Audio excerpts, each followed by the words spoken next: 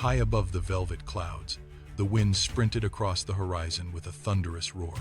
It was a restless, invisible giant, whipping the vast oceans into jagged peaks and snapping ancient oaks like they were nothing more than dry twigs. Below this chaos, the sun hung steady, casting a soft golden glow upon the sleeping world. The wind swirled around the sun in a violent dance, its voice booming like a gale through a canyon. "Look at my chaos," it shouted. "I can shake the very foundations of the earth. Surely I am the supreme force in this universe." The sun radiated a calm, unwavering light, untouched by the wind's fury.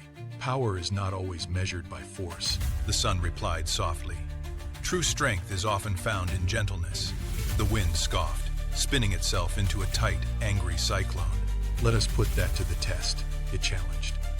Below them, a lone traveler trudged along a dusty path, his heavy cloak wrapped tightly around his frame. The wind pointed a gusty finger downward. "Whoever strips that cloak from his back first wins." "Lux my!" The wind struck instantly. It turned a cool breeze into a howling, jagged blizzard that tore through the trees. Dust blinded the path, and branches whipped against the frozen ground. The traveler stumbled, his breath hitching in the cold, but he hunched over and gripped his cloak with both hands. He pulled the thick fabric shut against the biting frost. The harder the wind shrieked and screamed, the tighter the man clutched his garment. He fought for every step, his knuckles white as he resisted the invisible hands trying to tear his clothes away. The wind poured every ounce of its energy into one final freezing blast that shook the mountains, but the traveler only sank lower, shielding his heart from the onslaught. Exhausted and defeated, the wind finally ceased. Its fury was spent, leaving only a heavy, panting silence. Then, it was the sun's turn.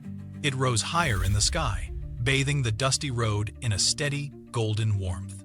The cold vanished as if it had never existed. The air grew still, the shadows softened, and the birds resumed their melodic song.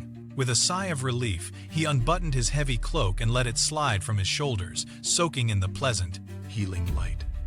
Watching from above, the wind fell silent as the sun spoke one last time.